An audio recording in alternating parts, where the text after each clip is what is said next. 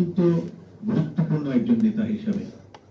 এবং বিভিন্ন সময়ে যখন আন্দোলনকে বিভ্রান্ত করার জন্য আমরা দেখতাম যে নানা ধরনের ব্যবস্থা আসতো, নানা ধরনের যুক্তি কুযুক্তি আসতো, যেমন জিহাদের লাশকে সামনে রেখে যখন জয় বাংলা স্লোগান দেওয়া হলো ছাত্রদেরকে ছিন্ন ভিন্ন করে দেওয়ার জন্য, তখন যে মানুষগুলো এই ঐক্য ধরে রাখা, ঐক্য যাতে ছিন্ন ভিন্ন না হয় প্রতিটি সেক্টরে, এগুলো আমার ভাই কোন ভাইয়া বলবেন, আমরা দেখেছি, আমরা লিখেছি যে নেতাদেরকে ওনারা ক্লোজলি কাজ করেছেন ঐক্যটাকে ধরে রাখার জন্য। মনি ভাই ছিল তাদের একজন গুরুত্বপূর্ণ একজন।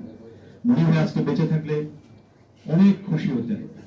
এবং আমি জানি আমার মতো আমি আজকে বিশ্ববিদ্যালয়ের খুব গুরুত্বপূর্ণ দুটি সভা ক্যান্সেল করে আজকে এখানে এসেছি এই কারণে, শুধু তার রুহের মাগফিরাত কামনা করার জন্য এবং সেই সময়ের নেতাদের সঙ্গে দেখা করার জন্য। আমরা সবাই সেই হ্যামিলনের বাসিওয়ালার জন্য আমরা দোয়া করব, আল্লাহ যাতে তাকে সর্বোচ্চ স্থানে, জান্নাতের সর্বোচ্চ স্থানে তাকে যাতে দাখিল করেন, তার পরিবারবর্গ এবং সকলে যাতে এই কমফোর্টটি পান। মনির ভাইয়ের সংগ্রাম কিন্তু বিফলে যায়নি। 90-এর কারণে 24 হয়েছে। 90 স্বৈরাচার যদি পতন না হতো তাহলে স্বৈরাচারের ধারাবাহিকতায় আমরা অন্য কোনো ইতিহাসের আওতায় চলে যেতাম। হয়তো আমাদের অস্তিত্ব ইতিমধ্যে হায়দ্রাবাদের মতো মিশে যেত কোথাও না কোথাও। মনির ভাইরা, 90 আন্দোলন, সিপাহসালাররা গণতন্ত্র উপহার দেওয়ার কারণে আমরা ঠিকই রাখতে পেরেছিলাম।